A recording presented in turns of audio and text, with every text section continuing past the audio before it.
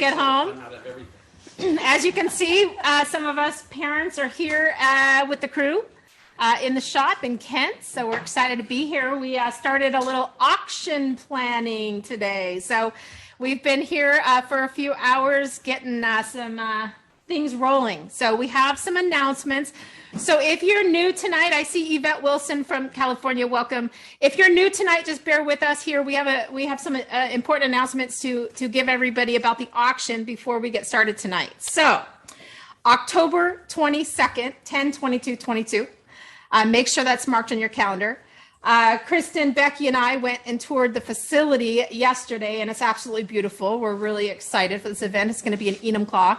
All the details are coming the week of July 25th. So we will be launching this event, meaning ticket sales are going live. All the details will be put out for you. We'll be able to answer all those questions that y'all have by July 25th. But today, some of us got together and we're starting that process. Usually we would have this auction meeting in April. And then we would launch by about June 1st in years past, but the last couple of years we haven't been able to do this event because due to COVID. So we are resuming this year. We're really excited, but we have a really tight window. So today we started that. And so we have some of our auction team here in the front row. Hopefully you can see everybody. I'm not sure. Can we see all three of them? These three right here are going to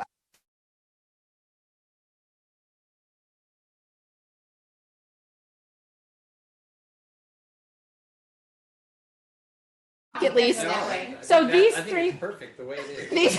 Bill doesn't want to be on camera. So these three are going to tell you the most important thing we need help with right here and right now. Okay, so let's turn it over to these three are going to be heading up donations. Renee is going to be heading up the silent auction basket donations and kind of overseeing that. Mary is going to be, sorry, I have this. Hopefully I can get through this without continuing to cough on you guys. But Mary is going to be in charge of the dessert auction and donations that we're looking for. And then Bill is going to be in charge of the live auction. So I'm going to let these guys tell you a little bit about what that means and what we need from you all. Who wants to start? I'll start. Okay, Renee. Hi, everyone. So I didn't prepare for this because I volunteered. Yeah, they all volunteered today. So we're going to give them all grace, so it's all good. And it's my first year, so I haven't done Battlefield before. But anyway, it's silent auction. We're going to be looking for about 50 baskets. And just want you guys to go out there and start thinking about ideas of things you want to donate or baskets you might want to put together. So we're going to actually put the physical baskets together, but we would like you to collect items for a basket. And if you can't fill a whole basket, that's fine. We'll just take whatever you have and then we can make baskets of whatever you want to contribute. So whatever we get, we'll just put it all together. And so just get out there, start thinking, maybe asking people if they want to help out with Battlefield and tell them your story and why Battlefield's so important to help out our families in our community. And I'll get out more information as far as like ideas on baskets and timelines and everything. So just keep looking out for that information.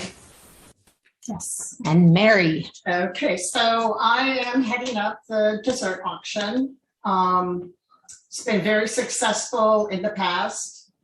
And I think this year, Angie, about 10 desserts? I think we did like 30 tables. 10 to 12, I think. What did George eat last year? Red velvet cake, cupcake. Yeah. Red velvet. Jordan just went to the table and started eating the desserts. Yeah, they're good. You would. He just picked up one of the, it was like a $700 red velvet cupcake. No joke, $700. Those desserts go big. Yeah. So we'll be looking for 10 to 12 desserts. We kind of decided we want to steer away from kind of the grocery store bakeries and, a little more upscale, I guess I'd say. We'll be contacting some bakeries. If you guys know of anyone, just reach out to me and let me know what you can come up with. Yes. And that's about it. And last year, I think, it was either 13,000 or 23,000, some big amount that we raised on the dessert auction. So Yeah. it is a big thing. I And think I paid, yeah. what we pay, like 1,300 for a cake? or Yes. something? Yeah. Last year Like was what- I paid like yeah. 1,300 for a cake. I didn't eat a piece. Yeah, exactly. So even if there were like 5 people out there that were wanting to just focus on getting, 2 desserts and going to your local bakeries, because we all live in different towns and we've got that little mom and pop local bakery, we're looking for those of you that want to just focus on 5 of you that focus on 2 would be great. Yeah. So you'll contact Mary, and just like what Renee said, more information about all these things are going to be coming. So if y'all have questions, don't worry. This will all make sense in the, as we keep going. So, okay, Bill, live auction. Yeah, we're looking for a dozen experience type items. They can't see you. They really need it. This is important. They got to see Bill's face. This is important. Yeah, there we Tell me go. when you can see me. Right there. There we go. Right. So, There's Bill. anyway, we're looking for about a dozen experience items because, this is a family, and these experience items, I think, are super important and really valuable when you look back on them. And so if you have a vacation place or, cabin or any item like that, or if you know someone that has Concert an item like tickets. that, What's that? Concert tickets. yeah, concert tickets, but substantial items, because these will be the biggest items of the auction. So Golf Uh, trips. Sport- Oh, yeah. sport Golf events. trips. Golf trips, sporting Football events. fishing Yeah. trips, Yeah. ski places. Becky and I have a place we've donated that in the past for skiing or golf, depending on what time of the year it is. So that'll be in there.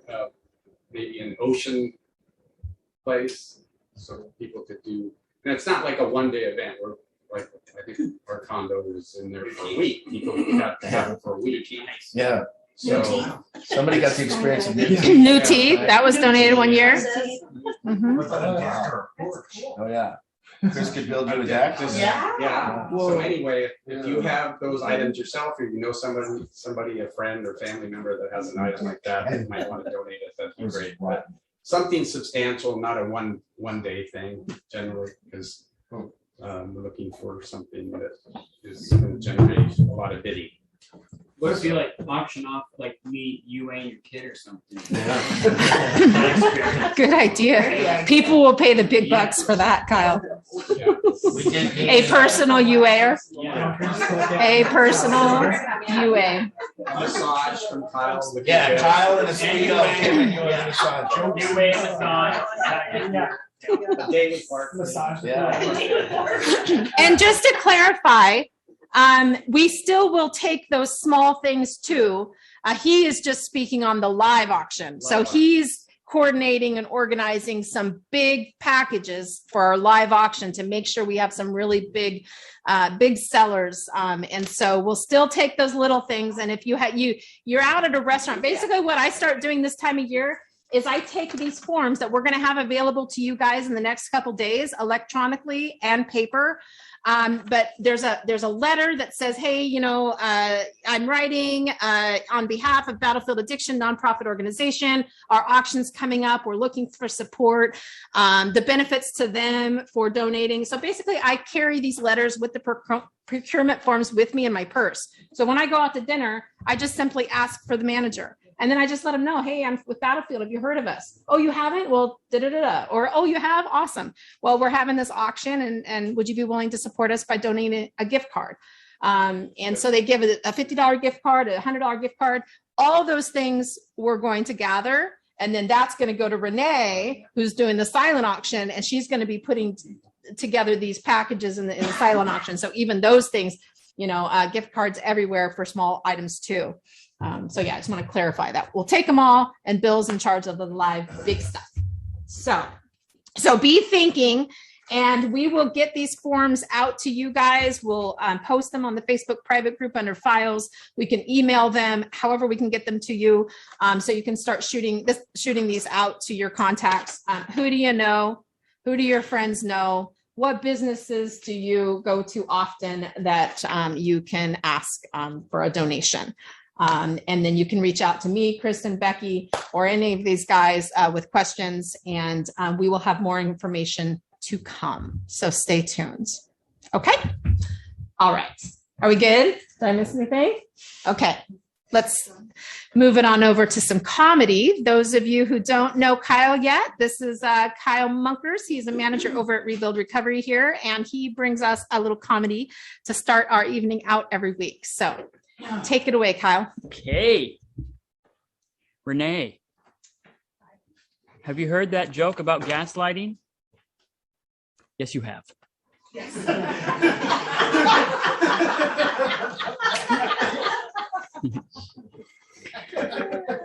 So we have this client who's actually addicted to dipping their testicles in glitter.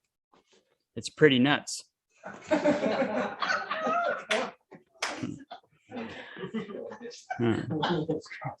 Sorry, guys. I was going to say it's Cam. I was. How did the hamburger introduce his girlfriend? Meat patty.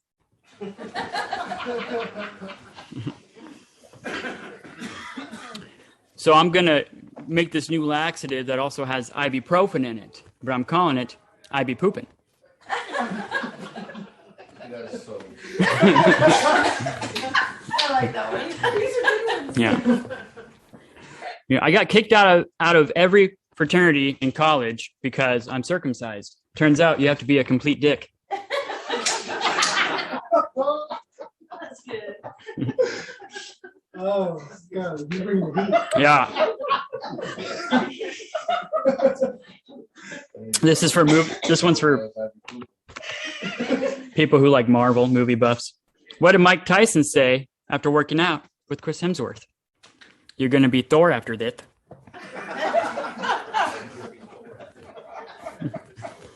Some people think that grass doesn't get wet in the morning, but it do. How do you spot a blind man on the nudist beach? It's not hard. Wait, what is it? It's not hard. Think about it. What is the first part saying? Those are good ones, Kyle.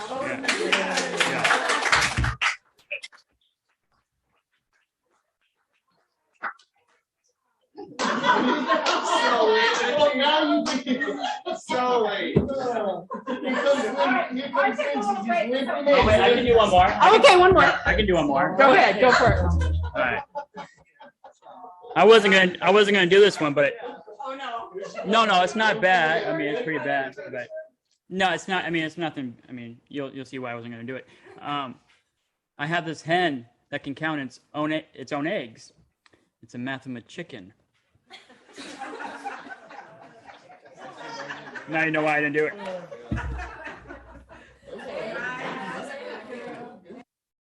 Okay, hey, while we're waiting for Art, one more thing regarding the auction. If there's anybody out there that would like to be part of the auction planning team, we're going to be meeting again on Tuesday, August 2nd. Now, Tuesday, August 2nd is National Night Out. It's a community event they do across the country. They've skipped the last couple years because of COVID. So this year we're resuming. All the communities are resuming. And it's just like a national night out is where there's a night and there's different establishments or houses hosting kind of a neighborhood, get to know each other kind of a thing. And so we're going to do that here as just doing a live solution group. So we're going to do an in-person solution group on August 2nd. So anybody that can join us live, please do. We'll still have it on Zoom for those of you at home. But we're just going to open it up to like 5 o'clock or whenever you can arrive. We'll supply the meat and have barbecuers going, and then everybody can just bring kind of like potluck style, fill in the holes, and we'll just have a good time. Bring chairs. We'll sit out in the lawn, and then we'll do our solution group at 7. So that's August 2nd, National Night Out. And those of you who were part of the auction team today, or maybe you weren't but you would like to be, join us earlier. You can join us like at 4. We'll have kind of a check-in, and we'll be doing that regularly as well for so we can keep really on track with this auction and make sure we have everything perfect between now and the event. Yeah, and if you have any questions about the auction, we're going to take that in the end, okay? Because we want to move it over. I'm assuming that's what it is, Angela. Can you just hold off on that? And then that'll allow me some time too for any last minute reminders for anybody that jumps on. And then we'll wrap it up with your questions at the very end, Angela. All right, are you ready, Art? All right, let's move it on over to Art.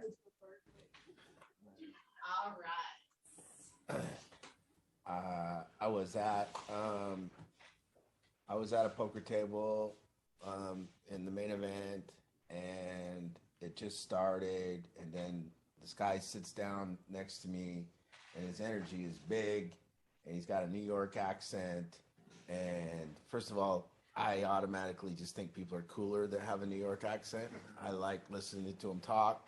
Matt, Boston, whatever, they just seem like they say funnier things and they're cooler people. So he sits down next to me, and he's got this big energy. I can feel it. And he's kind of making fun of people and needling everyone at the table, and he's really arrogant and on and on. But to me, I was really liking it. I was digging the dude because to me it was funny, and you know, he kind of rubbing everyone else a little bit wrong. And then there was a guy that was 2 seats away from me, and he was an older guy, and his hat said something about. Let me make sure it's just. It's really hard to hear. Not sure what happens. Maybe I'm sitting away from the mic. Is that better? Okay. Yeah, they're clapping. All right. And so the guy over here, his hat says like, get stoned, and it's got a weed plant on it or something to that effect. But it was about marijuana, and you could tell he's like in his 60s, and you know, he just was an older guy. And then the banter goes back and forth, and everyone's kind of chipping away at everyone. And I'm just I was watching the baseball game. I wasn't really paying attention, but I was listening. And then, and the guy does something in his hand, and then he gets up and he walks away from the table. And then the guy with the weed hat, he says, "Man, that guy's a dipshit," you know, or "That guy's an idiot," whatever he says. And so then the guy comes back and sits down next to me, and he could tell that people were talking about it. So he said, "Oh, you guys talking about me around the table?" And everyone's kind of like, you know, looking at this dude. And then this dude, he doesn't say anything, you know. And then finally I go, "Yeah, he called you a dipshit." You know. and I go, "I guess he likes to talk behind people's back," or something like that. I said. But this is like just to him. So then the guy busts out and he leaves. And now they tell me, everyone at the table goes, "Well, they just told me," they go, "Did anyone know who that was?" And I didn't know. And they go, "That's Mike Dentali. He plays on these biggest cash games in the world," and on and on and on. They told me all about this guy. So you just Google him and you can see him all over, you know. And then, but before he busts out, he's sitting there.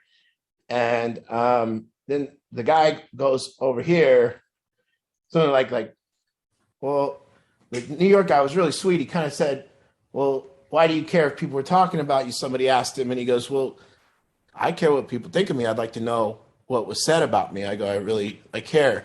And then the guy with the weed hat, he goes, "I don't give a shit what anyone thinks about me." And I said, "Oh, okay." So then it's quiet. We're going around and we're still playing. And about 2 minutes later, I just asked the guy with the weed hat, I go, "Why did you just say that?" And it's just, you know, "Why'd you just say that?" You know, because, you know, you're telling us. So why'd you tell us that you don't care what people think about you? Why did you tell us that? And I just kept kind of prodding, you know. I'm like, "Why'd you tell us that?" "Well, I don't. That's just what." And I said, "Well, why'd you tell us?" And I just kept going, you know. And then he goes, "Well, I don't care." And I go, "But you do, you know, you told us. So why did you tell us?" You can't answer that question, see? Because if you answer that question, then you come to the realization that he told us that he doesn't care what people think about him, because that's his way of caring what people think about him. He's telling us, this is what I want people to think about me. I want people to think I don't care. So I'll say this to look good because I care what you think about me. So then the guy, Mike, he's sitting next to me and he goes, "That makes a lot of sense," you know. And I say, yeah, he cares what people think about him. He wants to portray an image that he doesn't care. And that's what he's doing. And so Mike said, "Well, I do care." And that kind of like led this little conversation. And I go, "But he does talk a lot behind people's backs. So I wonder why he does that," you know. And on and on and on. But what it come up with is this interesting little thing about what happens to us when somebody has bigger energy than us. What kind of person do we become when, somebody that threatens us sits down, somebody that threatens our image, somebody that kind of, maybe we're scared of this. Is this person actually bigger than me? Is this person actually, what is his energy like? Why is this guy so strong? And why am I so intimidated by this energy? And that was what happened. This guy was a very, you can tell when you're playing down there in the World Series. I don't know people that I'm playing with. I very rarely know anyone. So I don't watch it on TV and I don't do any of that. So I'm sitting, and it takes me about 5-10 minutes at the table. And I know I'm sitting with someone, and I'll ask, who is this guy? And somebody will tell me, because when you're sitting around big energy, you just know, when you're sitting around somebody that's got something going on. And there's that experience happening down there. And then what it led me to see was that this is what we talk about. See, this guy over here, this guy's big energy, but he was truthful. He wasn't trying to, he wasn't playing, maybe he's playing himself up or whatever he's doing, but he wasn't lying. He wasn't, hiding or trying to be the good guy. And this guy over here, to me, it's the worst kind of person, one person that is threatened by that big energy. So just says he's an idiot. I was like, it turned out the guy had won millions and millions of dollars playing poker. So to call him an idiot is a stretch. You're playing a game with a guy and you say he's an idiot. Well, he's not. He's way smarter than you, and he makes a lot of money playing, and you're an idiot for saying that. But, nobody really said that to this guy. But here's the deal. This is what we're talking about. It's not just all of us sitting here. It's sitting here with my thoughts and my insecurities, and you're all sitting there with your thoughts and your insecurities. And I think the start of people getting better, the start of people understanding themselves, I don't think a human being could possibly understand themselves if they don't understand one simple truth, that we as human beings only care what other people think about us. That we only, that the depths of us, that our insecurities are formed from what you think about me, that I would have no insecurities.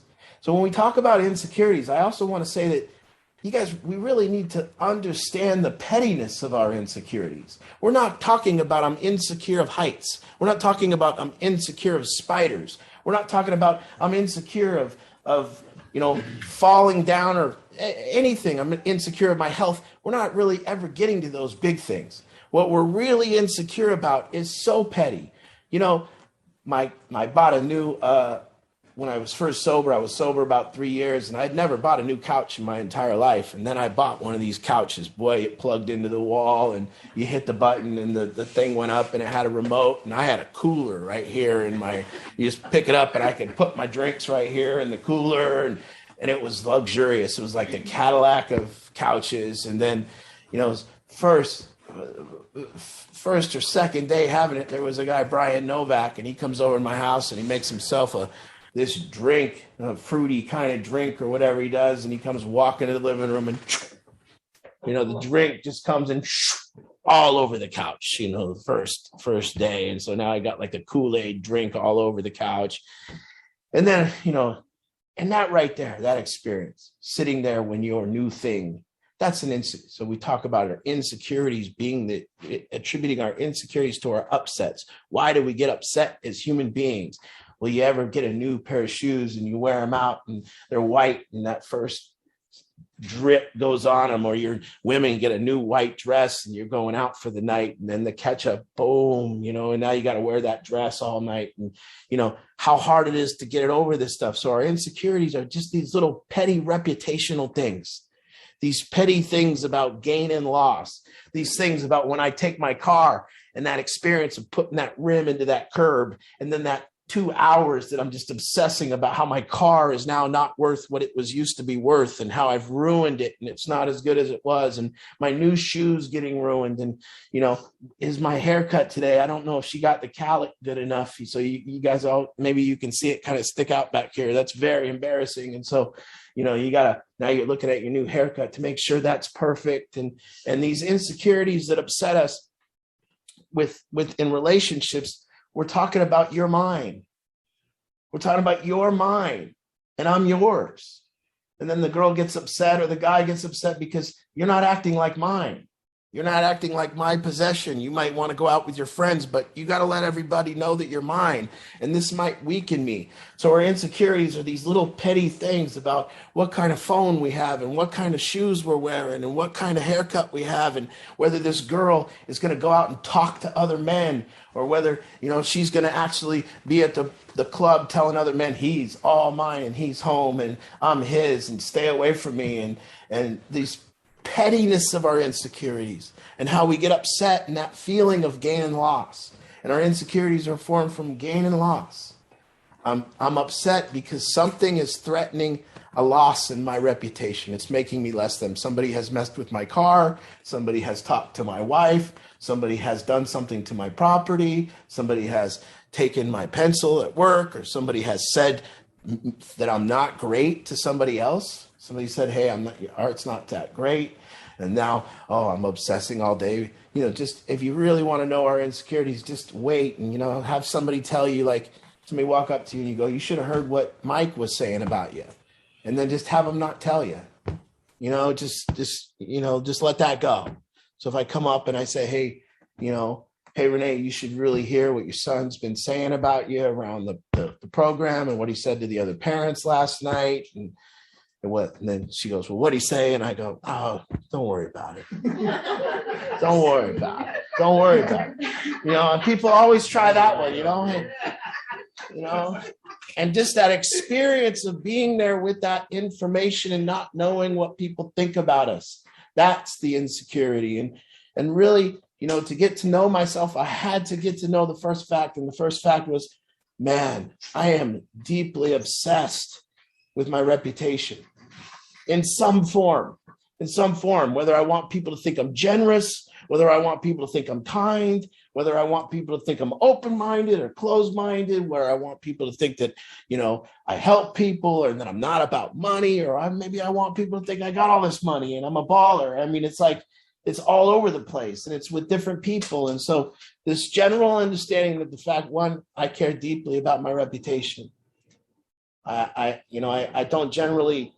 not even generally worried about what's said. I'm worried about what they're going to say about what's said. So what that means is that we're not even insecure about what's happening. We're insecure about what might happen.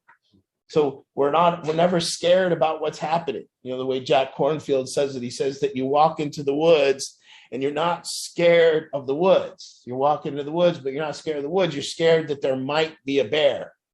And so now you're walking along. You're not scared of the bear. You're scared there might be a bear. But now all of a sudden, now you see the footprints.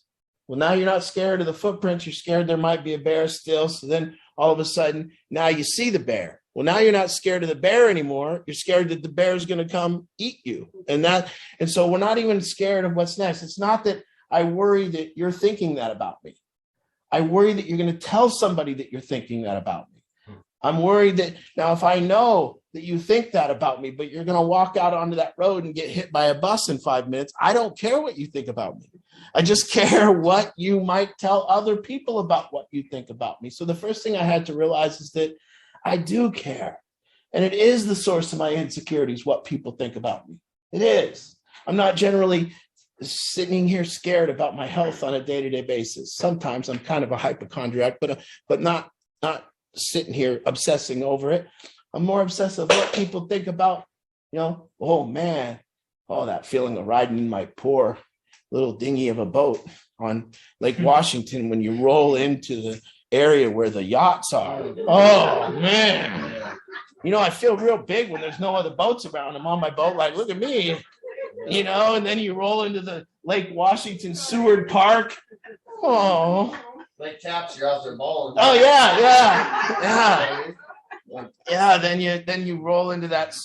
Oh man! But then it feels real cool when we were on the jet skis and we rolled into the Seward Park, and there it didn't matter that they had a yacht because we're on these little jet skis. We're like outlaws, motorcycle gang running through the whole thing. So it was real cool. But when you roll in on your little boat and you look up at that big boat and those G-string women's on the, oh man, Yeah.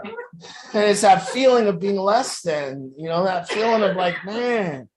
And so, the first thing I want people to understand is this is what we're dealing with. Like, this is really what we're dealing with. We're dealing with, because to get past these insecurities is to use our upsets to see that we're dealing with this insecurity then leads us to a different place. If we can get past these petty ones, well, what happens is just like we were talking about yesterday, is talking about understanding that what we're doing here in our lives in sobriety or with whatever people are doing is we're trying to figure out a way to live. You know, the worst part about food and the worst part about drugs is the same thing. So when people stop drugs and they try to quit drugs and then they go back on drugs and they try to quit drugs and they go back on drugs, you know, it's like having a foot in both worlds. You know, you can't figure out a way to live with drugs and you can't figure out a way to live without drugs. And you're just in this shitty world of like bouncing between it.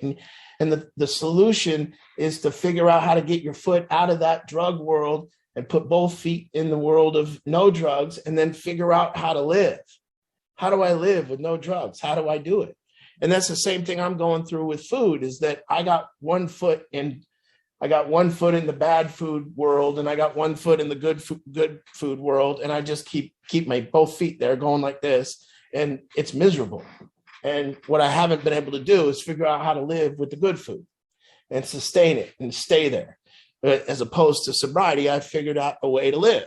And so it really translates. And so to figure out a way to live, each one of you, you have to see what is really the obstacle to why you feel the way you feel without drugs. Why do you feel that way? Why are you upset? Why is there complaints? And if you look, what you're going to see is that all this stuff has to do, if you look closely at yourself, it has to do with how you feel about what people think about you. That's what is going on. It has to. What do people think about you being broke? What do people think about you not having a job? What people think about you not having, it's not a problem not having a car. It's what does it look like not having a car? Yeah. It's not a problem having a shitty car. That shitty car gets you the same place that the good car gets you to. It's no different, but it's the problem of riding in that car and going, man, what do people think about me in this shitty car? And then the feeling of being just that petty feeling of feeling so much better about yourself because you're in the good car. And that's what we're after and chasing. But really, it's not. So the idea is, how do I get to a place where I'm living my life like an opportunity, where I'm not, where everything is an opportunity to self-express, meaning this isn't a problem. It's just for me. It's just an opportunity for me to create something about myself and show who I am in this area of my life. And how do I deal with that? And what you really see is that what I see from you guys, a lot of the kids here, is like somewhat of something like saving something. You know, like I said yesterday, if you're not grateful for this life, I hate it. You know, and I hear in recovery, I hear it all the time. Write a gratitude list. That to me is so insane that you would need to try to figure out 10 things you're grateful for and write it down on a list. Like you can't just wake up and go, whoa, I'm on this globe spinning around, like on this carnival ride of a life. I get to play wherever I want to play. It's not an obligation. It's like an experience that you get to have. And you have to write a list down, like you're going to be grateful for your family and your dog and on and on and on with this stupid list to get yourself straight enough to see that the world is this playground. And if you're not grateful for this life, what life are you going to be grateful for? You got another one coming? You got some, it's like saving something, you know, people, it's like everyone's saving what's inside of you for something that's coming next. It's not coming. This is it. This is what you got. This is what you got to show people what's in here out to the world, figure out a way to live, the possibility that you are, the possibility that you can say what's in here, and then see what you're presenting to the world, see why you're presenting that kind of thing to the world. And what you want to present. This is what I want to present to the world. You like that guy at that table, he doesn't know himself. That's what he wants to present to the world. How ignorant is that person of himself? His whole presentation to our entire table was that he doesn't give a shit what we think. Thanks. You're a real sweetheart of a human being. And then the guy from New York proved his sweetness because he without even me saying anything, this guy that everyone portrayed as arrogant and cocky, he goes, no, man, I care what you guys think. I want to know what you said about me. And he said it like that. And it like there was some coolness to how he said it and what he said, like, wow, He's not talking about us being less than. He's talking about us being equal to him. And he wants to know what we think about him. And he wants to portray, give what's inside of him to the world. And so in this thing of dealing with your upsets, it has to start with, why am I upset?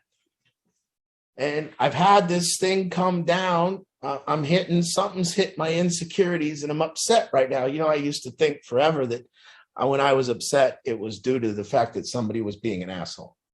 It was just a given. There was no other alternative. I'm upset because, and it was so clear. It was so clear that I'm upset because this guy. And then I would go around to tell people, why are you guys all upset? Look at this guy. This is a real piece of shit. And that was my life's mission, was to prove to other people that my upsets were warranted, that I was supposed to be upset. At some point, I came along this conclusion that I didn't want to be upset. I just came to a conclusion that I no longer wanted to be upset. I hated the feeling of being upset. I didn't like being angry, frustrated, jealous, envious, annoyed. I didn't like that stuff. It really bothered me to be upset. Well, as soon as I came to the conclusion that I didn't want to be upset anymore, I then came to the conclusion that I would have to take responsibility for it, that I could no longer blame my upsets on human beings. I'd have to take ownership of it. And then to take ownership of it, I had to look and I had to see now why I'm upset. Because this person is threatening my self-image. This person is threatening what people think about me. When I go play poker around here, I get way more upset. And so I wondered, why do I get more upset when people beat me here than I do getting beat by these players in Vegas? And it's easy. It's because these players threaten my reputation. I got to be better than them. I have to be better than them. There can't be a question. I have to prove it. Well, down there, I'm okay not being better than them. So I never get upset in Vegas. Not once at a poker table have I ever got upset with those people. I'm nice. I'm kind. I get beat. I'm like, nice hand. And down here, I'm just this prick when I get beat. Yeah, no, it's that I have that inside. There's this worry. There's this worry that I'm not better. Well, down there, it's guaranteed that I'm not better. So it's okay, and it's okay. And so, to me, that's what we're doing. You guys, I used to get upset, go do drugs, or I get upset and live that way, not be at peace, not be present in the room, be thinking about a text that I need to send to somebody, be dealing with some situation over here that I shouldn't, and when you come to this conclusion that to get rid of that, to live at peace and find a way to live, because once you're not upset, what you can do then is you can self-express. When you're not upset, you can live your life like an opportunity. You can create. The neighbor next door, 95 years old, he's not upset.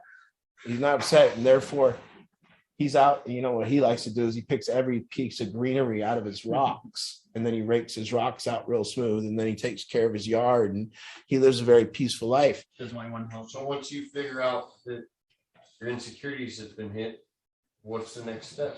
And then it's an investigation. Well, first of all, there's two process. There's this two things. There's this understanding the process I went from set and something was said or something was done and now I'm upset. There's that. And the one part of this practice is to try to prevent the upset. So one is to try to say, oh man, I seen this whole process. I saw my blood pressure when they started talking go from boom, boom. I saw that speed up. I breathed through it. I kind of just held my ground here and watched the whole process. And I didn't get upset. I stayed calm. That's one thing. The other thing is that you get upset. And then it's the attribution. It's sitting there with yourself and going, now why? Why is this person, what are they threatening inside me? What is this thing that I'm unaware of that I'm not, I'm upset because this person is telling me I don't know how to handle a phone, for instance. And you're sitting there and you're getting angry. And that's that protection. And you're protecting yourself with that anger. And then your mind is saying your blood pressure and it's all him. It's all this guy, the way he's talking to you, the way he's telling you can't handle a phone, the way he's doing this. Man, this guy's an asshole. It's reversing that whole thing right there. And it's being to sit there and going, okay, I feel my blood pressure rising right now. He's just telling me that I can't handle a phone and it's threatening my self-image. Sure. And it's that whole investigation and learning to get to know yourself. And if all those guys were at the table, when that guy from New York was sitting next to me, I was doing an investigation because there was points where he was kind of pinging some places in me, like, oh man, this guy thinks he's the shit. This guy really is. And then I had to sit there. Well, why does that threaten me? Well, maybe I think I'm the shit, and maybe I need to be better than him, and I'm going through this whole thing in my head. Now, I don't think the other guys were going through that in their head. They were just unaware of what was going on, and they were getting angry, or maybe some of them knew who he was, so they were just laughing it off. But again, this is what you're doing, learning how to live. If you're here and you don't understand yourself, I see it every year. It's this common thing. You guys come here, they're in this program, and it's like, dude, I got some great math. You know what you should do? Genius idea. Why don't you get a car, get your own place, get some money and a girlfriend? It's like, dude, just do that. And everyone's like, I know what I need, Art. I'm here in the program and I've been doing drugs and ruining my life. But you know what I just need? I need a car, a cool car, a girlfriend, and a place to live, and a good job. And it's like, dude, you don't get it. You don't get that that's not what you need. You don't get that what you need is this investigation of who you are. You don't even know who you are. I was thinking about it today, thinking about all the people telling me they're going to get their own place. And I was like, I wonder how many have thought about a garbage can. It's like you're just sitting there. You're like, I got to get my own place. And it's like, oh, shit. I got to get a garbage can. That doesn't even come to I'd have to get a flat screen TV and put it on the wall. I'd have to get a chair to sit in. I'd have to get a spatula. And it's like not even a thought process, just like it's not even a thought process of a lack of understanding of your life.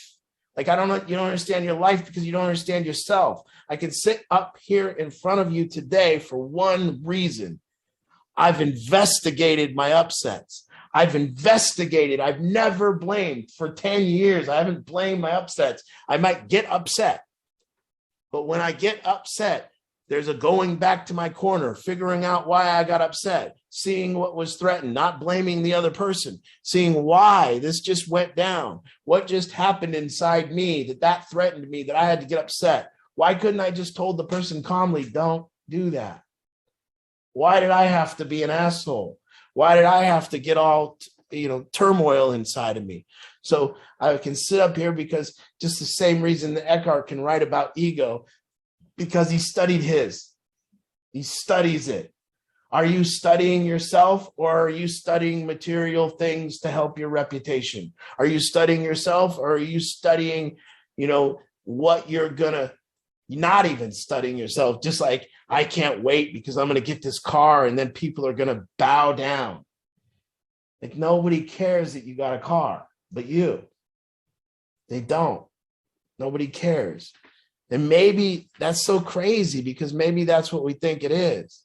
And we're all still playing that game. But underneath it, you have to have this understanding of what really makes the life. And what it is this not going through this process of getting taken away. And by taken away, I mean your stuff getting hit, going away, leaving your own body, leaving the present moment, going and contemplating what other people did to you, contemplating the blame that you have to put towards them, and just thinking about how fucked up they are. And that's a lot of time spent. People thinking about how screwed up other people are. And so to get back to, I need to learn how to live. Well, in order for me to self-express, I can't be upset, because times when I'm upset, no ideas come through. Times that I'm upset, in order for me to love and connect with other people, I can't be upset, because when I'm yeah, a lot of times the wrong thought for me comes forward. Right. Like I'll lash out, where it's like, Yeah. It's supposed to be the opposite. If you would have just cooled down, You could have said something good. Yeah. and to be able to connect with people. We can't be upset. We have to be self-expressing, and we have to be putting our best stuff inside of us out to the world, not putting on the front about how cool we are, not putting on the front about what stuff we have, not putting this sides of ourselves out to the world and saving the good stuff. And that's what I see. What people care to share, to me, is really odd sometimes. Like, we all do it too. We're sharing these things that nobody gives a shit about because we somehow are all convinced that if we share our stuff or our accomplishments, or we tell people how cool we are in some twisted, hidden way, that when we do that, people are going to actually think that we're cool. And it's like, dude, nobody does. And we have a hard time sharing in a way that's not upset, that's not insecure, and being able to just put like the truth of us out. And, that's how to live. That's what we're trying to do. Just like for me, I got to find a way. I can't ever lie, though. I don't think there is nothing that will compare. And I tell these guys, there is nothing. I was in the main event World Series on the money bubble, midnight in the morning, midnight down in Vegas, electric energy. The place was lit up. Everyone's videotaping, TikToks around, the reporters are there. And it doesn't compare to my first hit of crack cocaine. Not at all. There's not even a comparison. I'll tell you, the first hit of crack cocaine was way cooler than that. And that's just the truth for me. Also, I can have the best made crispy chicken Caesar salad that you have ever seen on this planet by the best chef in the world.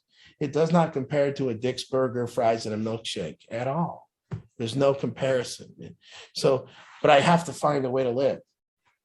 I have to find new, things. And one of the things that I found to be true is that, what really gets somebody going in life, in recovery, is to self-expression and responsibility, to put the good stuff inside of us out to the world, and not the stuff that's bravado, and not the stuff that we're the stuff that makes us connect, the stuff that makes people look at us with love, not look at us with like anything, but look at us with love. Like, oh man, look at that person. They're telling the truth right now.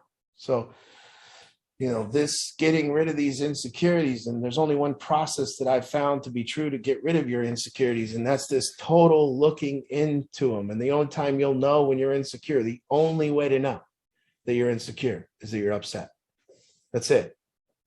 There's no other way to know.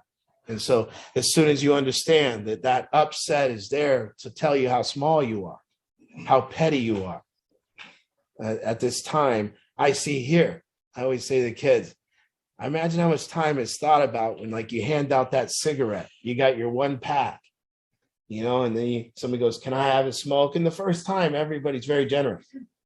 So it looks like, yeah, man, you can have a smoke. And then the second time, yeah, you can have a smoke. But the third time the person asks, can I have it's like, what, it's like, come on, man, and then just understanding that process of feeling fleeced for your cigarettes. I want to be bigger than that.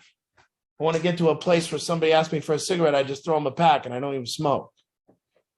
That's the way out of this thing, not smaller, saving, holding on to, keeping, trying to, this is my one pair of shoes, please don't touch it. This is my pair of shorts, don't touch it. It's really getting to the place where you don't get upset about those things. I remember they were all yelling at this Michael Robert Ward. He sounded like Elmer Fudd. He talked just like Elmer Fudd. His name was Michael Robert Ward, but he called himself, he goes, hey, Ott, my name is Michael Robert Ward. And I was like, oh. And then he goes, and I have 11 years in recovery. And I said, whoa, you do? And because I was out of town when he moved in, and everyone came back, and then I came back, and they go, you cannot, you're going to hate this guy. And Amy always told me that I was going to hate people. And I always said, I don't think so. I said, I pretty much like everyone that comes to our program. I've never really hated any of them. And she was always like, well, we found one. And I was like, no. So she gets me off the plane and she goes, come on, we're going over to meet Michael Robert Ward. And I was like, all right, let's go. And so we pull in and we get there and he goes, I only had like 4 years in recovery. And then he shook my hand real hard and he was real tall. He goes, my name is Michael Robert Ward. I have 11 years in recovery and you should respect me, he said. And I shook his hand and I said, I do respect you, man. That's pretty cool, And then we talked for a little while and he told me about his $1 million homes and houses, and it was a fantasy, but he told me about all of it. And then I was like listening, and then we got in the car and she goes, you hate him, right? And I go, no, he was great. I like him a lot, And she goes, fuck you, But that's the deal, man. Why do you hate him? Why does that bother you? Why does that threaten you? Why? And so learning this thing about yourself and learning that our upsets are our edges. That's the walls of us. That's where we are small. And people like holding on to that. They like staying small. They like being able to sit there and say, when I'm upset, I shouldn't be. Yeah, I know you shouldn't be, but it's not for the reason you think. You're upset because you're not growing. And by the way, if you're still upset at the same things that an 8-year-old is upset about, and then you're still, 1 year in recovery, you're still upset about the things that you were at 1 year and then you're at 3 years, you're not growing. And that's the thing. Now, when somebody ruins my boat or my jet skis or my couch, I don't think about it all day anymore. It's gone. Oh, the jet skis are gone? You wrecked them? That happened. Move on. But that used to be a threat. And so you look into it, and every time you do this investigation, you get bigger. Every time. You just grow and you get bigger. And so couples, watching these couples and watching couples fight, so crazy. You watch these couples fight and all their insecurities, and you watch them not acknowledge that it's the insecurities that they're fighting over. No, it's you. You shouldn't do that. No, it's you. You shouldn't do that. And then every fight that couples have is like, you're my possession. You're my possession and you need to act like it. And then they, dominate, try to not be dominated. You're dominating me, not fighting over the underwear. I told you to pick up the underwear and you're not listening to me. I need to control you. You're not letting me. I remember control. Oh man, I want to control it. Act like I want you to act like, please. Don't act like that. See what bundle just broke? Bundle? Oh yeah, it was Parker Olson who ruined the jet skis. Oh, yeah. But then you start becoming, different. It's different. It was like maybe you get upset because people might have got hurt. Maybe you get upset because of the danger. Well, those are kind of good upsets. You get scared because people are acting dangerously, or if your kid is about to touch the hot stove. These are the reasons why we need edges. So you have to look and you have to see, is this reputational or is this real? I'm upset because this is a real danger. One of the greatest, and then I'll open it up. My greatest story about my father ever. And I love him for this story. And right here where this shop used to be, there was I had a trailer, and Sherry's father, Mike, and my dad shared this trailer and this tractor. They brought it back and forth to each other's house. One of them would use it at their house, and then the other one would come pick it up and take it to their house. And dad had emphysema, and he was kind of disabled, and he wasn't able to do everything. And my father had took the tractor off the trailer, and then Mike was coming. Sherry's father, Mike, his best friend, was coming to pick it up in 2 weeks. And so my dad kept asking me to please get the trailer back, or the tractor back up on the trailer. And he was very annoying with it. He kept saying, we need to get the trailer. And I'm like, Dad, he ain't coming for 2 weeks. When he gets here, we'll put the trailer up. Well, he kept bugging me. And so finally I pushed the tractor up, and it was a trailer that lifted like this. And I pushed the tractor up, but the trailer got stuck in the up position. I couldn't get the tractor far enough to put the trailer down and get it all the way up on the trailer because I was by myself. So it sat. And it was sitting there for a couple of days up like this. And my father was being very annoying. He was telling me every day, we got to get that tractor up on that trailer. And I was like, Dad, he ain't coming for another week. He'll get here, we'll push it up on the thing. No, We need to get it up there. He just kept saying that to him. And I kept saying, God, this guy is just such a nag. He never stops. And he was getting real mad at me and irritated with me. And I was being how I'm being, you know. And then finally I went to work that night and I got off work. And this is when I was still kind of in my addiction and stuff. And I got off work and there was some guys at work. And I said, hey, guys, I need you to come home and I need you to help me put this tractor up on this trailer. And please help me. We got off at 6 a.m. and they come. And these guys came and they helped me. And we put the tractor up on the trailer. And I went up to my dad and I was so relieved that I got it up there. And I was going to be so happy to tell him so he'd stop nagging me, you know. And I ran and I go, Dad, got that tractor up on the trailer. It's all set. It's ready to go for Mike. And he just looked at me and he goes, oh, thank God. He goes, I didn't want the grandkids to get hurt. You know, and that's what he said. He never told me that, but he didn't want my nephews coming over and getting stuck under that tractor or having anything. They were always out in the backyard playing. And he goes, thank God I didn't want the kids to get hurt. You know, and it showed me the thoughtfulness of him and the, you know, all of it. And why he would get upset, not because, you know, so Nothing to do with himself. nothing to do with himself and nothing to do with, you know, just looking out, you know.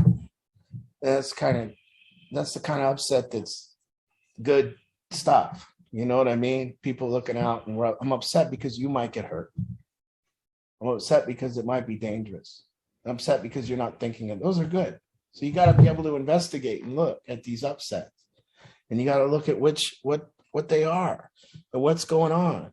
So there's 2 doorways here in life to get better, transformational doorways. And the first doorway is our upsets. First one, second one. The second one is our complaints. And so to look through these doorways, to not say my complaints are about other people. My complaints, although they seem to be mysteriously about other people, are really the way that I learn about me. Really the way I learn. And also my upsets, although they mysteriously also seem to be about other people. A good life has very little complaints and very little upsets. And in order to get rid of complaints and upsets, you need to be opening the door of these things and really taking them seriously. And if people are complaining and not taking that seriously, you know, what is missing in your life? What are you trying to gain from that? So that's if there's 2 doorways to walk through, that's it. And this is how I'm going to transform. I'm going to look at these things when I'm being this way. And I'm going to see why and see what's making me insecure. See why I'm seeking validation through these complaints. See why I want to be a victim right now. See why I'm trying to get paid. What am I trying to do? What is the profit and loss of this endeavor of complaining? So, you know, that's, to me, this is why I spent 2 weeks on this. And, you know, although we spent 2 weeks on this, sometime tonight in your head, you were going to be complaining and not looking. And sometime tonight, you are going to be upset and not blaming yourself for it. And this will be back to the human way. And my only hope is that people learn this is the way to get better, to be at more peace, to connect with other people, to self-express, to bring my energy to a powerful level. As soon as a person complains, their energy goes from whatever it is to 0. But in order to see any of these insecurities and stuff, you have to have them. You have to have a clear mind. You have to be calm enough and collected enough to be able to see what's going on. Right? I mean, that's why, at least if you're going to be upset, there's a beautiful process of responsibility that can come after. Like I say, this is not some place where I'm trying to tell you to not complain and not be upset. I'm telling you to look into your complaints and look into your upsets. And in order to look into them, you have to acknowledge that you have them. But, you know, not, again, like I said last night, for some reason in America, there's 3 options when you go to dinner and order a steak. One is I order a steak and it comes, and I'm grateful for it to come, and I eat it the way they bring it, and I enjoy it. And now that option is seldom took. And the second option is the steak has come, and it's not to my satisfaction. And I calmly say, sir, please take this steak back and cook it to the satisfaction that I would like it. And then nobody does that one either. And then the third option that people take is they get the steak and it's not the way they like it and they eat it and they complain. And that is probably the most popular mode. My soup is here and it's not warm, and I'm going to complain about how my soup is not warm. And then my wife says, hey, why don't you just send the soup back? Oh, no, then they'll spit in it. So I'm just going to eat it cold. And that's how we live life. Lack of gratitude, a lack of self-expression, followed by protecting ourselves with these complaints about how our life is not our fault and how I'm upset, but it's not my fault, someone else's. Oh, why do you want? So I think that finding a way to live has to do with these things. I don't think it has to do with finding a way to get a car. A car is a great mode of transportation. I like it way better than feet. Yeah, or the bus. They're doing a lot of drugs on those buses now, so they're not as healthy as you'd like. I did a lot of subways and monorails. We did the monorail in Vegas. Yeah, we did yeah. In Vegas, they got this monorail. I don't know, man. Not a big fan of the monorail. I don't like the one. I like the one in the airport. Yeah. And like go down the stairs and then get on the monorail. And Me? I did it like 3 times. I went on the monorail, and I'm always scared whenever I get on something like that I'm going the wrong way. Even when I know I have to ask like 3 times, like this is going to the place that they're like, yeah. It's Remember the baseball game that the chick fell asleep on stand? Yes. Yeah. That was awesome. Yeah. Okay. I saw some questions. Okay. It's like I get like spun around, you know what I mean? Like you go down the stairs and you hop on the train and you're like, is this my stop? Is this my stop? Like, so just guys, listen, I know it doesn't, if you're sitting here in your head and you're going, yeah, I can't acknowledge, like Art said, that I care what people think about me because I don't. I will tell you that you're wrong. I will tell you that you're absolutely 100% wrong because you looked in the mirror when you did your hair today. You had to be thinking of what people would think. You looked and got dressed. You put on some particular outfit that you thought would play well. You didn't come naked. Why didn't you come naked? In fact, if you truly didn't care what people think, you would never blow money on clothes. That would be the dumbest shit waste of money ever. You would just come naked. But what would it feel like if you just came naked? Would you care about what people think of your body? I bet you do. I bet you do. I bet you care if people are pointing at your body. And I bet you care if people think, good idea. Yeah. Stan, please. Yeah. It's not comedy time. So, that acknowledgement leads to humility. Whose phone's on the ground? Oh, there's another one right there under the couch. And especially parents of addicts. Because I think this acknowledgement of parents of addicts to acknowledge that there is this whole domain of what people think about me as a parent that my kid is an addict. There is a whole domain of thought. What did I do wrong? What do people think? Did I screw this up? That is out there. My kid, what do? You're at the cocktail party, you're at the social dinner, and your kid's living on the street homeless. It's not a very proud moment. It's not like, and other people go, well, my kid just got a job working for the FBI. What's your kid do? And it's like, it don't feel good. And I know as being an addict, it don't feel good. When I used to go to the family reunions and they asked me what I'm up to, I always had some shtick, like, Always had to lie. Yeah, I always said, well, I'm, between jobs right now. Or I was always starting school. It's like, all right, how old are you? I'm 35. Well, are you starting college? Yeah. Yeah, I'm gonna be a like, I always had what are you gonna be? Like, wow. Yeah. And it's like, dude, it's tough. It's tough stuff. It's tough not having the good share, not having what you're proud of to say. And I have to admit, man, I like to get there. I like to be able to get there where I'm confidently able to tell people, hey, this is what's going on. But the truth always works. Yeah, my kid's homeless. What do you want me to say? You know, I always have, there was always the people, you know, and that proud aunt that always told me what my cousin was doing. You know, do you hear about your cousin Corey? My mom would say, "Did you hear about your cousin Corey? He works for the Department of Defense." And I was always like, then your cousin Steve, oral surgeon. What are you doing, Art? Yeah. I was just about to rob Aunt Shirley. Yeah. I was hoping Shirley was going to leave that purse laying around, get caught slipping. That's a true story. We had the big family reunion right down here. Everyone came to this house, but the family reunion was at the park down the street. All my aunts left their purses in my mom's bedroom. Yes. Yeah, it was a great day because I just had to slip back here for a little while and get to work.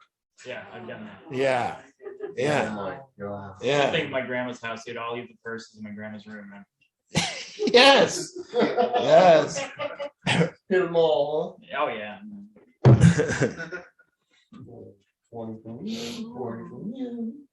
But I had to really understand how petty I was with my insecurities. In order to get any bigger, in order to let some of them go, I had to see the irritation when it's not that somebody's borrowing your pencil. It's what's next with this guy. First today, he's going to borrow my pencil. And the next he's going to ask for my wife. And, that's the thinking, This guy's going to ask me to sleep with my girlfriend later. Sure. Yeah. First he wants to borrow my pencil. Then it's going to be, yeah. And around here, you look at it. I don't like that person. He keeps taking cigarettes from me, or he touches my sweatshirt. He's wearing my sweatshirt. I like when Graham came out wearing my bathrobe. Yeah. Yeah, he just went in my room, grabbed it, put it on. He just comes out wearing my bathrobe. What'd you say? That's your bathrobe now. I will go get a new one.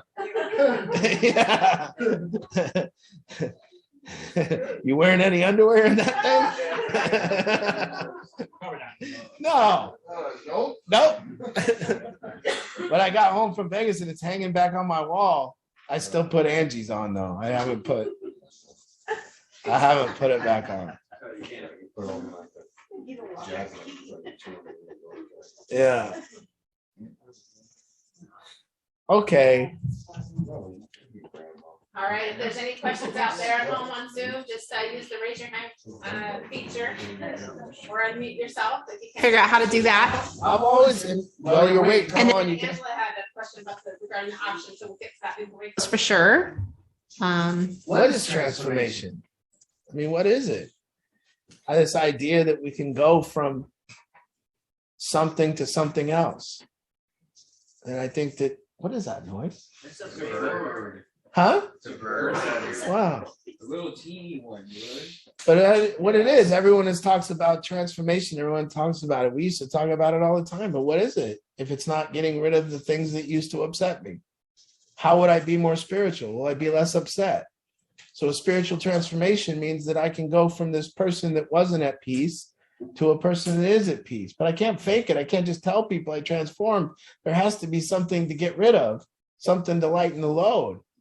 So how do I get to a place where I can, let's see, I used to complain about life a lot. I could play the victim. And then I used to be upset at so many petty things. And I used to be upset when somebody would relapse and do drugs when they were a drug addict. And I'd be upset when somebody wouldn't do this and they would do that. And I'd be upset and yell at this. And how small is that? And then so transformation would be now I live a life with gratitude and less complaints. And then, man, I'm at peace and I don't have upsets. And when I do, I take ownership of them and go, man, I really acted like a jerk. No matter what, there is no reason to yell. And when I do, never feel good. But I remember I was just taught to live that way, that the guy that was yelling and could yell and get away with was the dominant, cool guy. And I thought that when I was younger too. Man, I remember used to looking at bosses that yelled at everybody and thinking, man, I can't wait to one day be the boss so I can do that. I want to be able to just yell. Oh, man. So what is transformation if it ain't that?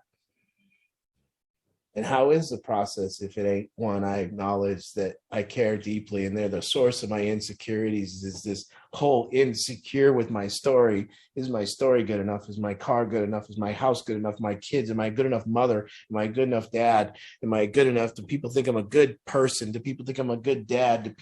What do people think about my money? Oh man, I don't worry about getting AIDS. I worry about what people think about me if I had AIDS. Oh man, I don't worry about being broke. I worry about what people would think about me if I was broke. I've been broke before. It's fine. You just have less of that than you can't go to the movies or something. But what do people think that I can't go to the movies? So then people call and, can you go to the movies? Very few people go, well, I don't have the money to go to the movies. It's like, oh no, I don't want to see that movie. Or, yeah, some rich guy calls me, Art, you want to fly to Spain? Oh no, I don't like Spain. No, I got a different reason. It's like, man, Spain's a lot of money. Do you have enough money to fly to Spain? I don't. Oh, I had to say that. Everyone leaves the AA meeting. They're all going to Red Robin. Yeah, and you don't have any money. Oh man, would you pay for mine tonight? I'll get you back on payday. There was one girl, Sydney Kruk. She was in our program. The only girl I ever heard. Somebody asked her, they go, do you smoke, Sydney? And she goes, when I have money. I was like, whoa, I've never heard anyone say that. I just seen people smoke regardless if they had money, whatever. She said, I smoke when I have cigarettes. When I have money. Do you want to go to, yeah.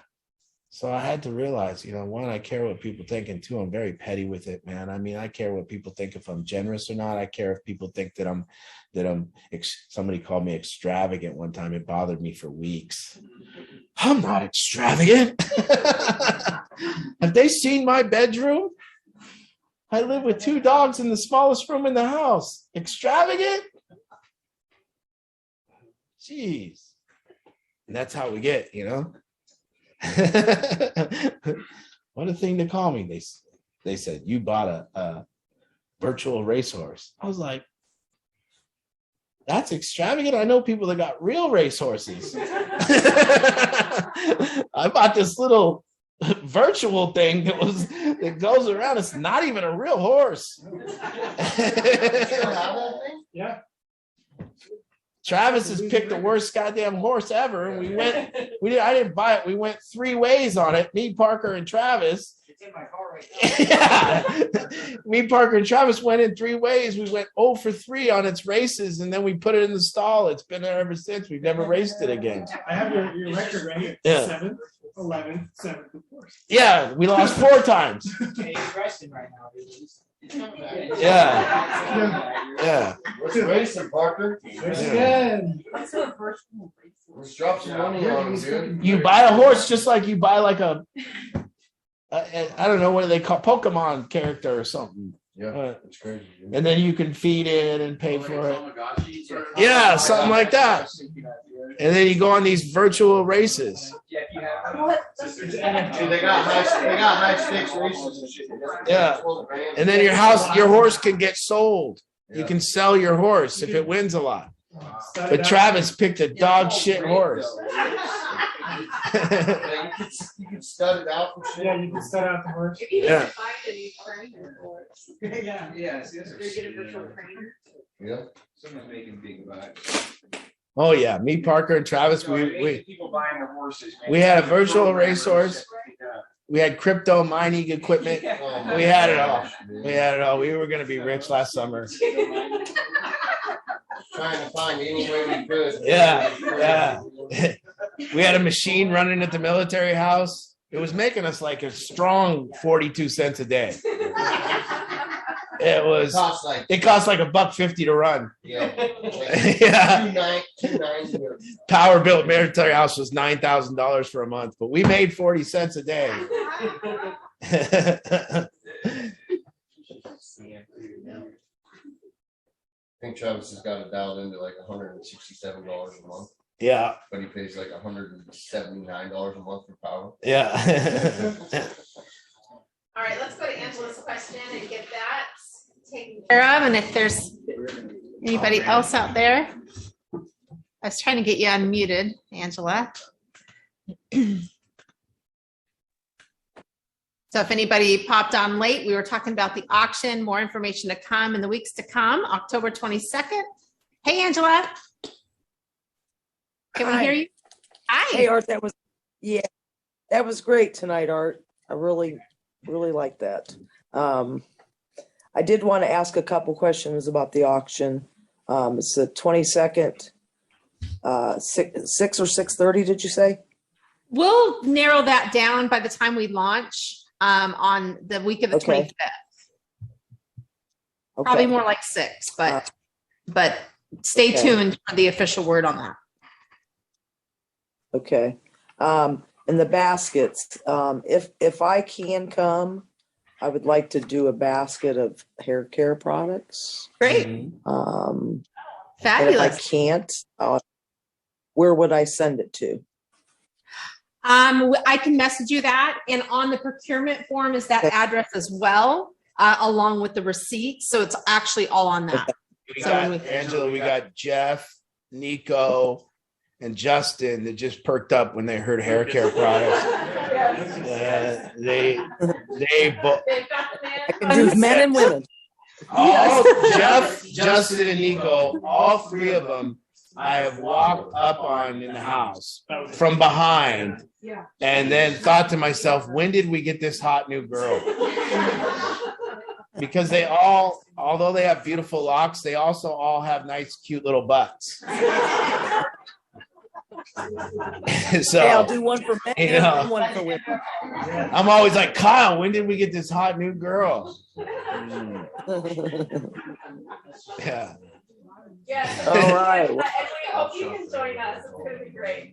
I know. I'd love to come. If I can work it out, I will. And if not, I'll send a men's basket and a women's. Yeah. Nice. Thank you. Thank you. All right.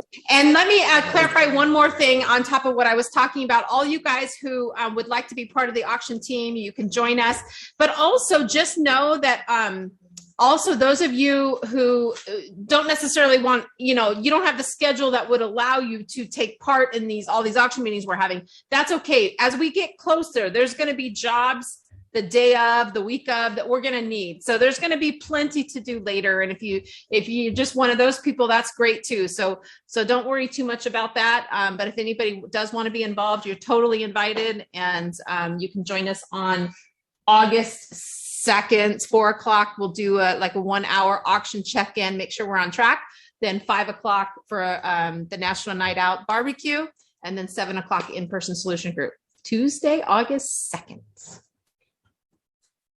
All right. So we have about 5 minutes left. If there's any other questions out there, Yvette has her camera off. If you would like to turn it on and say hi, I would love to meet you, but I know we're going to meet you tomorrow morning too. And so it's okay if, oh, there you are. Hi. All right. Sometimes first timers don't necessarily want to say hi at first. Yeah, well, at first I was just kind of hiding in the background and eating dinner, so. Okay, great. Well, I'm glad you joined us tonight. You got a little piece of what we do here every week, and we're looking forward to meeting you more and getting to know you tomorrow morning for your consultation at 9 a.m. I'll be there. In fact, I was there this morning at 9 a.m. I had it wrong on my calendar. Oops. But you're still good for tomorrow, you and your husband? I am, yeah. I went back to your email and realized I just put it on the wrong date. So I was sitting there going, gosh, nobody's joining. I'm like, okay, I'm 0 for 2. I joined last week for this group and there was nobody on. Oh, no. Oh. Sign of the times, I think. But yeah, I'm good for tomorrow. Well, you're a trooper that you keep hanging on. Very good. So you and your husband will definitely meet you tomorrow morning. Looking forward to it. And Yvette's from California, so. Yeah. California. Extravagant. What part? What part? I'm in Aptos, which is near Santa Cruz. Oh, that's better than Santa Ana, right? I was in Santa Ana. That place, boo. You do not want to be in Santa Ana. No, Santa Cruz is a little quieter, a little more beachy town, mostly. Santa Ana was the worst. Yeah. Hey, Yvette. So how did you hear about us? You know, All the way from California. Years ago, my friend Lisa Castle, I don't know if that might be her maiden name. Rockaway? Lisa Rockaway? Yeah. Her and I went to high school together, and I forget how the subject came up, but I think one of her children was in the program, or she was getting some support from you guys, and we talked about it. And then I joined on the Facebook group, and I've just kind of been following. And so I've been following for probably years, and so we're having some situations at home now. So I kind of putting it. I always keep things in my pocket of tools I might need for later, and that's how I've been following like the posts. And so I kind of went back to it and went to the website, and then reached out and said, I don't really know exactly what this is, but I'll reach out and find out. Great. Well, I'm sure glad you did. Me too. Very good. Well, we'll see you in the morning. Okay, thanks so much. Nina Rockaway, yep. Nina was 15. I remember Nina. 14. She called me from. Thanks, Yvette. Nina's mother called me, and she said, my daughter's at Raymond Hall. I never knew what Raymond Hall was, but it was a juvenile detention place in Tacoma. And then I said arrogantly, well, maybe we just get her out and she can come live with me. And then she did that day. We went and got her out of Raymond Hall, and she came and lived with me. And I had the same exact problems that her parents had with her. There was no difference. They're like, she runs away. Then she got to my house and she ran away, stole my money, and How much money she steal? Like $500. Right? No. She would steal whatever she could get her hands on, and then go out and come back the next day like it was nothing. It turns out parenting, I caught her doing everything. No, you guys caught her in the van and Oh yeah. jumped out. Yeah, we did everything. But it turns out 14-year-old girls, there's nothing you can do. You gotta. Yeah. What if he found out after a dinner? You went out to dinner, spent the whole night laughing, having a good time, and then you got home and there was a big booger right here in your nose, just a big one. Nobody told you. You don't care what people think, huh? How would that feel? That would be fun. It's a big green sloppy one, and you just get that feeling of, oh, and there was this, you thought you were being charming. You thought you were saying the funny, I come to the realization that there's the peaceful, happy art, and then there's the insecure art. And I always go, the insecure art, he's like, like, it's like this thing, like, come on, I'll show you how fucking cool I am, and then you kind of picture yourself like that. And that's what insecurities are.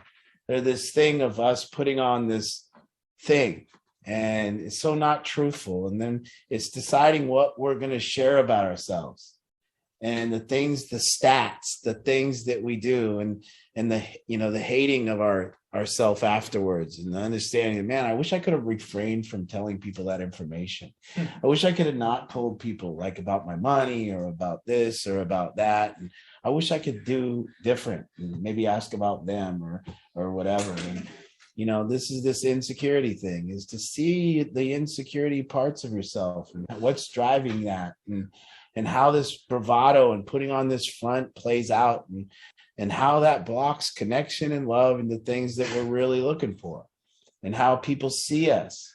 And we see every single person. It's like, really, every single person that has told you about their accolades, every single person in the history of the world that's ever told you about this great thing that they're doing.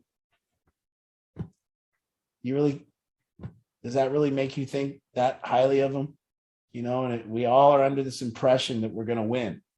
Tonight, I'm going to tell everybody that I did this. And then coming from a person who I literally bought a drug treatment center so that I could tell people that I had a drug treatment center. And I know that was the reason, because it was. All I could imagine was, man, if I could get my hands on this drug treatment center, it's like this perfect bookend of my story. I went from this low life loser drug addict to this treatment center owner. And it was like, that was what was driving it. I didn't know how to own a treatment. I didn't want to own a treatment center. You know what's You handled it all right, though. I did, but you know how bad it sucked owning a treatment center? I mean, it sucks so bad.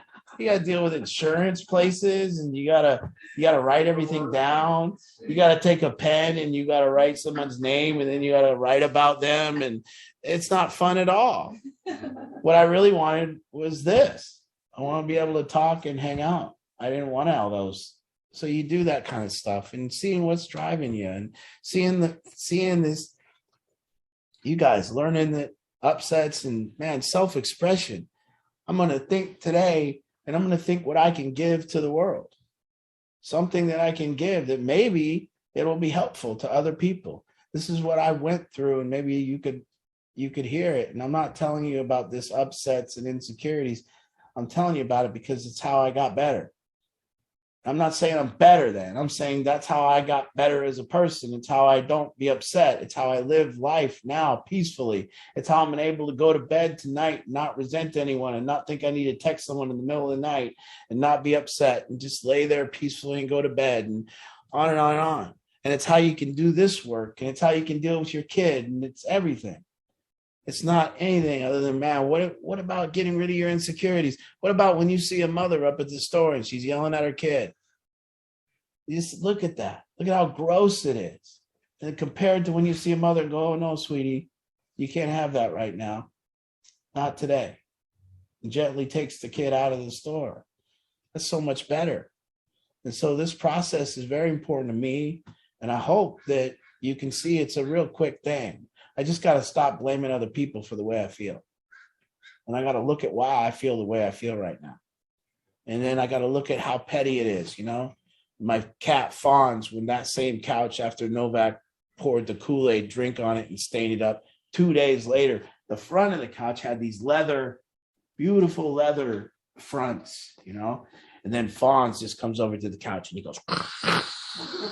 Then, no shit, true story. A little while later, we get a new kitten, and then the new kitten goes underneath the couch, and then Woofy wanted the new kitten, so Woofy ate the couch. The whole thing. So I came home, and Woofy had eaten. Now, I had, for the first time in my life, I didn't even have cash. I went to the furniture company, and I bought $7,000 worth of furniture. I bought a new couch here, and a new couch set here, and a recliner over here. Cost me $7,000, had it delivered. And I came home, and Woofy had eaten every piece of it, all gone. And I came home, then I went, and I didn't want to keep paying $300 a month for the rest of my life or whatever. So I went and I finally just paid off the couch and called that a loss and left it. I don't think I've ever bought a new couch since, or a new chair. Now I use old donated stuff. It feels a lot better. But yeah, that feeling, yes. Well, it wasn't even me, so don't blame me. But that feeling when Fawns went like this, and those scratches, I was right there. And Fawn just goes, and then for like 2 hours, I just sat there. My new couch. How could this happen to my new couch? Wanting what happened to not happen, And you learn how petty we are. I resent someone because they take one of my cigarettes. I resent somebody because I put 6 sodas in the fridge. Now there's only 5. I buy my keto ice cream bars here and put them in the freezer. I never thought people would like to eat keto ice cream bars that aren't on keto, but they do. I come out and there's not one left in there. Yeah. You know? They're helping you. That's Yeah. No, keto ice cream bars are good. They're good. That's all I have. You say good. I could but are never they get- good or they like. They're okay. They're okay. Yeah, they're okay. Well, I also have a great bonus with food now too. I lost my sense of smell and taste with COVID, so pretty much I don't smell anything bad. As Travis says, there's not really good things to smell anyways. There's a far less more bad things to smell in the world than there are good. So you're not missing out anything really good. I don't go in the bathroom after somebody's went there. I can go right in. Doesn't affect me at all. You know? Yeah. And how many times am I really- Whoopi used to just, Art was like, what are you guys talking about? Yeah. And we're like, dude, are you kidding me? Like, All right, guys. Thank you. Thank you for coming, and we'll see you next week. Thanks, guys. Good night.